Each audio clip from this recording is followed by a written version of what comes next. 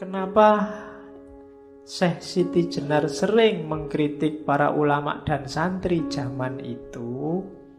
Di situ tak tulis. Karena ulama dan santri zaman itu, katanya Siti Jenar, bukan saya loh ya, lebih banyak fokus hanya pada syariah.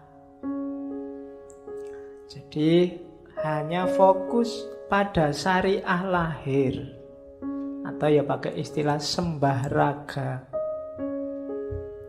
Orang disebut baik kalau aktivitas lahiriahnya kelihatan baik, sudah cocok sama syariat. Kalau naik motor kok ndak pegangan tangan, alhamdulillah itu berarti naik motornya syar'i. Loh kan ndak boleh pegang tangan. Kan begitu pedomannya, syariatnya kan begitu. Urusan kamu jatuh ya urusanmu. Yang penting ndak boleh pegang tangan kalau bukan muhrimnya. Karena ya itu tadi, sembah raga. Apa-apa diukur hanya kelihatannya. Dan yang kedua, modusnya adalah dogma dan ketakutan. Yang kedua, bujukan surga. Jadi katanya Syekh Siti Jenar, ulama sama santri itu modusnya cuma 3. Yang pertama, dogma. Dalilnya ada loh. Dalilnya apa sih? Ayatnya mana sih? Itu dogma. Yang kedua, ketakutan. Awas kamu kalau begitu, neraka paling bawah lapis 7. Itu ketakutan. Akhirat itu kan ada basementnya, ke bawah lapis 7 itu jatahnya neraka. Yang di atas itu lantai 1, 2, 3 sampai 7 jatahnya surga. Jadi bayanganku gitu, narasinya begitu. Kalau surga masuk, naik ke atas, kalau neraka jatuhnya ke bawah. Nah, ketakutan. Jadi orang diancam terus. Dan yang ketiga, rayuan surga. Jadi makanya kalau ada orang gombal ngomong yang enggak sesuai kenyataannya atau janji-janji muluk-muluk yang tidak jelas, menyebutnya hanya angin surga. Jadi orang dirayu dengan surga, diancam dengan neraka, atau dipageri dengan dalil dan dogma. Modusnya selalu itu. Dan akhirnya jatuhnya hanya pada yang lahiriah. Sibuk nyari mana halal, mana haram, aspek lahirnya saja. Ada apa-apa ditanyakan fatwanya, ini halal apa haram, dalilnya mana, dasarnya apa, itu dogma. Dan itulah yang dikritik oleh Siti Jenar. Bukan salah, cuma masa itu tok agama isinya. Masa agama hanya syariat, hanya lahiriah, hanya itu saja. Kalau ada apa-apa, iki sholat apa enggak, kan selalu begitu orang tanyanya. Sembahyang loh, rajin ke masjid, wah bagus, selalu begitu. Jadi itu yang dikritik oleh Siti Jenar. Bukan salah, tapi maksud hanya itu. Masa agama itu hanya berhenti di surga, neraka, dan ayat? Apakah itu tujuan adanya agama? Kan itu pertanyaannya saya Siti Jenar pakai bahasa sekarang. Akhirnya apa? Agama yang semula hanya alat sekarang jadi tujuan. Seolah-olah kalau sudah tahu mana halal, mana haram, selesai. Kehilangan yang paling esensial, yaitu Tuhan Allah. Wong perannya Allah sudah diambil semua oleh manusianya. Menghakimi, ya kan? Mengkafirkan, menjudgment, dan seterusnya. Itu kan tugasnya Allah. Allah mau mengkafirkan sekarang tidak bisa, didului terus sama orang-orang. Mau ngecap kafir, sudah dikafirkan dulu. Jangan-jangan nanti Allah gengsi. Enggak jadi kafir, masa mau kafirkan dulu. Kan kita selalu mendului gitu. Itu jatahnya Allah. Dan kenapa kok kita ambil jatahnya Allah? Karena Allah ternyata tidak masuk dalam semesta urusan agama kita. Tidak masuk dalam pertimbangan keputusan kita. Yang kita cari hanya ayat dan dalilnya. Nanti itu yang oleh Muhammad Arkun dulu disebut takdisul afkar ad-diniyah, sakralisasi pemikiran keagamaan. Yang kita sakralkan bukan agamanya, tapi pikiran kita terhadap agama. Yang kita sucikan ternyata bukan Al-Qur'annya, tapi tafsir kita. Itu yang disebut takdisul afkar.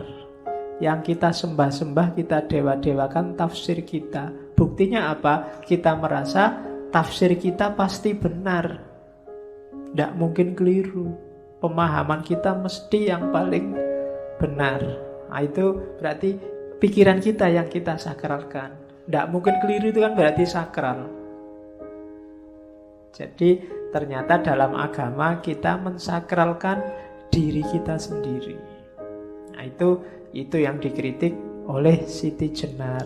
Jadi harusnya kan beragama tadi loh, membersihkan batin, hati sehingga jernih, tidak terlalu bergantung pada panca indera dan akal. Panca indera itu kan yang lihat yang fisik-fisik tadi, yang syariah tadi. Terus, nah, kenapa sih kok syariah saja tidak cukup?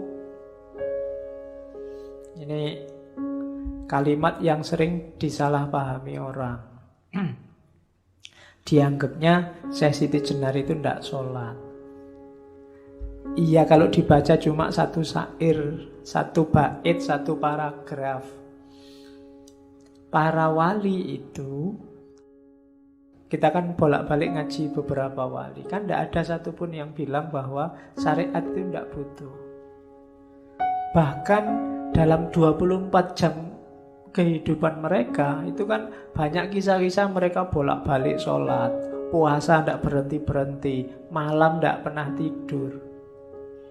Itu ngalang-ngalai kita jauh. Kita sih sibuk sholat zuhur, sholat asar, paling cuma 5 waktu itu. Para wali itu sudah hobinya itu, tidak butuh diperintah-perintah lagi. Puasa tiap hari, zakat bahkan semua hartanya dikasih kalau ada yang minta. Ada yang jadi raja terus kerajaannya dikasih. Ada yang kaya raya semua hartanya dikasih. Itu para wali. Jadi nggak usah dicek mereka sholat enggak ya, zakat enggak ya, puasa enggak ya. Oh, itu sudah hobinya. Nggak usah dipertanyakan. Syariat itu, kalau ya kayak kritiknya Siti Jenar tadi loh, banyak ulama, banyak santri yang berhenti di syariat. Berhenti itu padahal tidak cukup itu sebenarnya. Jadi maka para wali jarang fokus di syariat. Kenapa? Syariat itu cuma terminal awal yang harus dilampaui. Makanya mereka fokusnya pada beyond syariat tadi. Makanya yang bercita-cita jadi wali, jangan, kenapa kok pengen jadi wali? Enak pak, kelihatannya enggak sholat, enggak puasa, enggak. Coba dibaca kisah para wali itu. Justru mereka suka sekali melakukan apapun yang membuat Allah berkenan, yang semakin membuat mereka dekat sama Allah. Ada yang sehari semalam sholatnya bisa ratusan ribuan rakaat. Kalau contohnya minggu lalu, Syekh Abdul Qadir Jailani. Syekh Abdul Qadir Jailani itu kelihatan tidak ada tidurnya. Kalau habis subuh, dia ngajar. Nanti sholat zuhur. Habis zuhur, dia buka praktek. Buka praktek dalam arti menerima tamu-tamu yang biasanya minta fatwa tentang hukum. Karena Syekh Abdul Qadir Jailani kan ahli fikih juga. Nanti habis asar sedekah, wajib itu. Habis asar apa yang dia punya diserahkan pada fakir miskin sebagian. Nanti maghrib makan. Kenapa? Karena buka puasa. Jadi maghrib makan, dan cirinya tidak pernah mau makan sendirian, mesti nyari teman. Bedanya kita kalau mau makan enak sembunyi-sembunyi. Kecuali tidak punya duit buat ke warung, baru nyari teman. Kalau Syekh Abdul Qadir Jailani tidak pernah makan sendirian, selalu nyari teman. Nanti Isya sholat, habis Isya ngajar lagi yang biasa ceramah banyak orang itu. Setelah itu ya sudah asik sama Allah.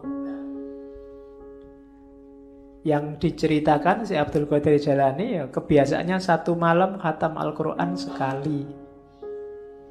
Dan sering-sering wudunya sholat Isya itu belum batal sampai sholat subuh. Itu Syekh Abdul Qadir Jailani. Kalau kita kan juga sering begitu, cuma subuhnya jam 4:04, terus Isyanya jam 4 pas.